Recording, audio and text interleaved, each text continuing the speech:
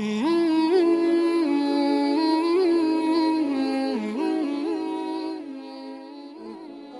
Muqatil meriwayatkan dari Salih bin Sa'id dari Abu Sahal dari Al-Hasan bahwa Rasulullah Shallallahu Alaihi Wasallam bersabda, suatu ketika iblis laknatullah sang pengingkar Allah Subhanahu Wa Taala mendatangi para nabi dan berbicara dengan mereka.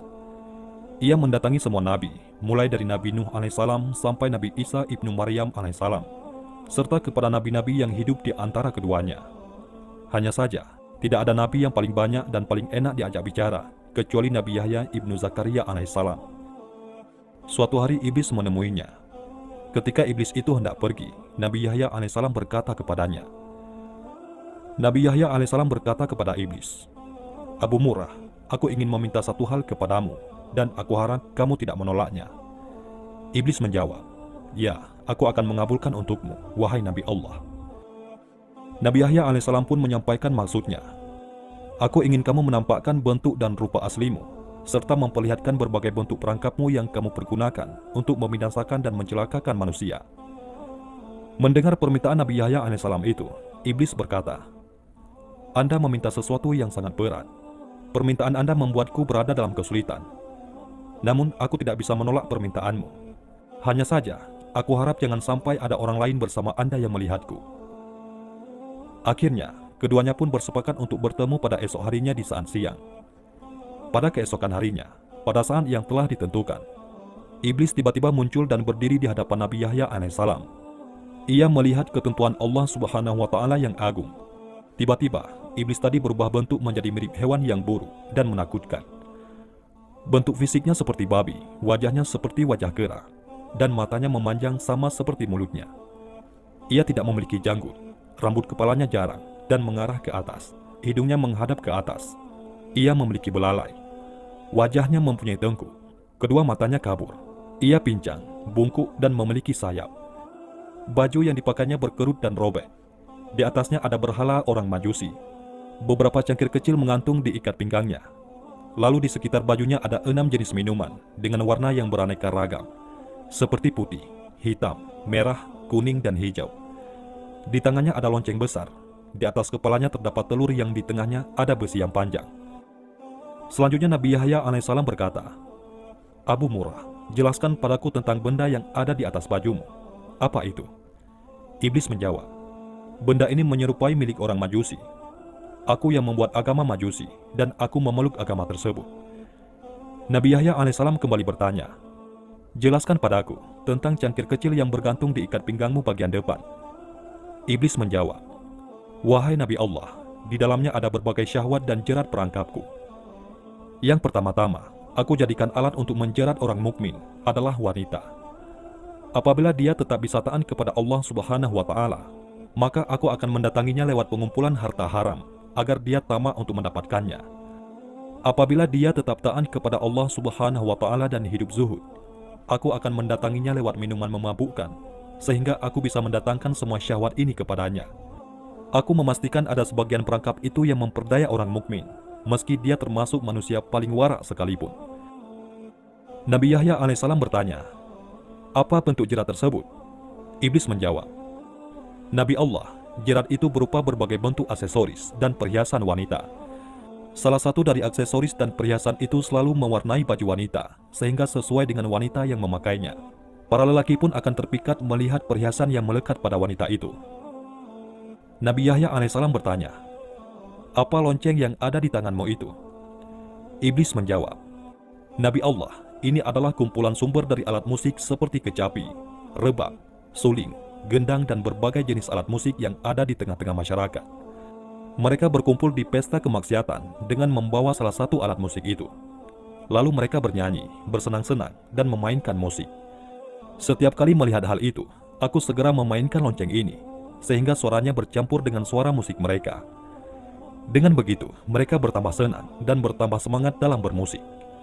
Ketika mendengarnya, ada di antara mereka yang mengeluarkan telunjuknya. Ada pula di antara mereka yang menghentakkan kepalanya, dan ada pula yang bertepuk tangan. Ini terus-menerus mereka lakukan sampai mereka puas." Nabi Yahya alaihissalam bertanya, "Telur yang ada di kepalamu, itu telur apa?" Iblis menjawab, "Jauhilah diriku dan perangkapku, seperti yang telah dijelaskan oleh para nabi, orang-orang soleh, para ahli ibadah dan mereka yang wara. Anda harus menjaga diri dari godaanku, seperti halnya kepalaku yang menjaga telur ini dari segala bencana. Bencana apa itu? Tanya Nabi Yahya alaihissalam kepada iblis. Laknat dan kutukan, jawab sang iblis. Nabi Yahya alaihissalam kembali bertanya, kemudian apa besi panjang yang ada di tengahnya? Iblis menjawab, besi panjang adalah alat yang aku pakai untuk membolak-balik hati orang soleh. Nabi Yahya alaihissalam berkata, tinggal satu lagi. Apa itu? Tanya si iblis. Nabi Yahya alaihissalam kemudian melanjutkan, mengapa bentukmu sangat buruk dan jelek? Iblis menjawab, Nabi Allah, ini karena nenek moyang Anda, yaitu Nabi Adam alaihissalam. Tadinya aku dari golongan malaikat yang mulia. Aku tidak pernah mengangkat kepalaku dari sujud yang kulakukan selama 400.000 tahun. Namun, aku melanggar perintah Tuhan dengan tidak bersujud kepada Nabi Adam alaihissalam. Allah subhanahu wa ta'ala pun murka kepadaku dan melaknatku. Aku pun berubah dari bentuk malaikat kepada bentuk setan. Padahal, tadinya di antara malaikat tidak ada yang rupanya lebih bagus dariku. Aku pun menjadi buruk, menakutkan seperti yang Anda lihat sekarang. Nabi Yahya alaihissalam melanjutkan pertanyaannya. Apakah kamu pernah memperlihatkan dirimu dan perangkapmu ini kepada orang lain? Iblis menjawab, tidak pernah. Demi Tuhan, semua ini tidak pernah dilihat oleh manusia. Hanya Anda satu-satunya yang aku muliakan dengan ini. Nabi Yahya alaihissalam pun berkata, sungguh beruntung aku jika kamu mau menjawab dua pertanyaanku. Yang satu umum dan yang satu lagi bersifat khusus. Iblis menjawab, tanyakanlah wahai Nabi Allah. Nabi Yahya alaihissalam bertanya, terangkanlah padaku sesuatu yang paling menjadi harapanmu, yang paling menguatkan punggungmu, yang paling menghibur juru tulismu, yang paling menyenangkan matamu, dan yang paling mengembirakan hatimu. Iblis menjawab, Nabi Allah, aku khawatir Anda menceritakan hal ini kepada orang lain, sehingga mereka akan menjaga diri dari hal itu. Dengan begitu, semua tipu muslihatku akan gagal. Nabi Yahya alaihissalam berkata, dalam kitab suci, Allah subhanahu wa ta'ala telah menceritakan kondisimu, berikut tipu muslihatmu kepada para nabi dan walinya. Mereka pun telah menjaga diri dengan cara mereka. Sementara orang-orang yang sesat, kamu pasti lebih bisa menguasai mereka. Kamu dapat mempermainkan mereka seperti tongkat yang dipukulkan kepada bola. Keteranganmu kepada mereka tidak lebih diperhatikan dan dicamkan daripada ucapan Allah subhanahu wa ta'ala. Iblis kemudian menjelaskan, Nabi Allah, hal yang paling aku harapkan dan paling menyenangkan diriku adalah wanita. Ia merupakan jerat, perangkap dan anak panah yang selalu tepat mengenai sasaran. Aku selalu berhasil dengan mereka. Aku berhasil menjatuhkan wanita dalam kebinasaan. Ketika menggoda para ahli ibadah, ulama, mereka bisa mengalahkanku. Lalu aku kirimkan pasukan untuk menyerang mereka, tetapi pasukan tersebut pun kalah. Pada saat demikian, aku ingat dengan wanita, sehingga diriku menjadi tenang, amarahku menjadi reda, emosiku lenyap, jiwaku menjadi tenang, dan kekuatanku menjadi bertambah. Seandainya wanita itu bukan dari keturunan Nabi Adam alaihissalam, pasti aku akan bersujud kepada mereka. Mereka adalah maduku, jimat mereka ada padaku. Setiap mereka memiliki kebutuhan, maka aku berusaha membantu mereka untuk memenuhi kebutuhannya. Pasalnya, mereka adalah harapanku, sandaranku, gantunganku, orang kepercayaanku dan pembantuku. Kemudian Nabi Yahya alaihissalam bertanya, apa manfaat yang kamu dapatkan dengan menyesatkan manusia? Dengan apa kamu menguasai manusia? Iblis menjawab, Allah subhanahu wa ta'ala menciptakan kesenangan dan kesedihan. Allah subhanahu wa ta'ala juga menciptakan yang halal dan yang haram. Dia memberikan pilihan di antara keduanya kepadaku saat Nabi Adam alaihissalam diciptakan. Aku memilih syahwat dan kesenangan. Aku juga memilih yang haram, yang keji, dan yang mungkar.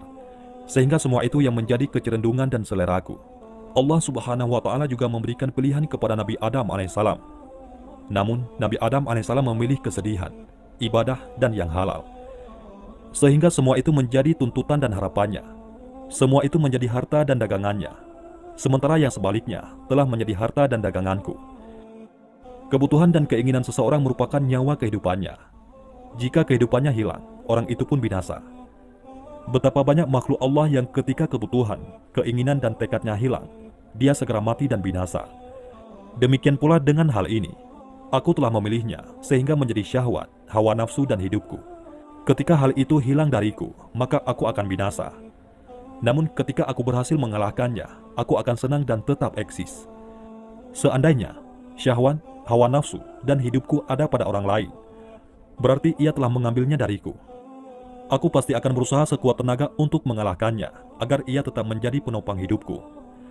Nah, dalam hal ini, manusia telah merampas hidupku yang berupa syahwat dan hawa nafsu. Ia menyimpan dan menyembunyikannya. Ia telah bersiap-siap memerangiku.